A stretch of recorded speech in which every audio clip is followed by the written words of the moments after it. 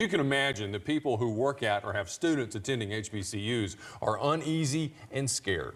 That's right. Alabama's civil rights leaders are speaking out against what they've characterized as a racist attack against schools and their students. News 19's Archie Snowden spoke to leaders today on those threats and joins us now with more in studio. Archie. Hey, thank you, Madison. Since the first day of Black History Month, these threats are still happening. Civil rights and community leaders held a virtual round discussion today to ease fears for some that say that these threats are frightening and they look like it is a reference to the past history in the United States.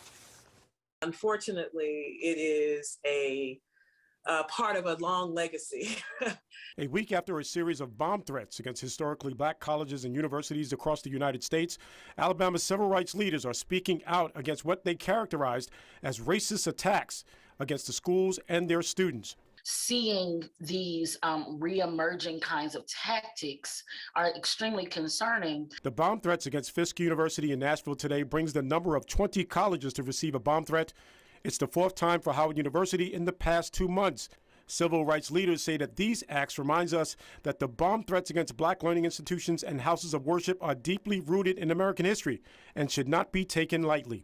When we think that they're one-off, moments, or that they're not rooted in some sort of systemic practice and theory, that is when I feel the most uncovered. It's when I feel the most concern for alarm. After the threats today, leaders believe that because of past history, now is the time to ramp up laws for these criminal acts of discrimination.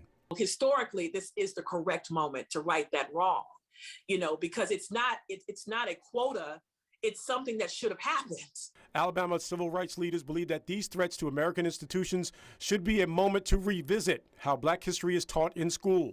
We can't just operate as if these things, didn't happen, or that they're not happening now, or, oh, it just happened one time, it's not going to happen again. Because history has shown us that there's a pattern to terrorism, there's a pattern to hate crimes. A shelter-in-place order was issued Monday morning for students and faculty at staff at Fisk University in Nashville. Although there were no bomb materials found, the threat has shaken the HBCU community.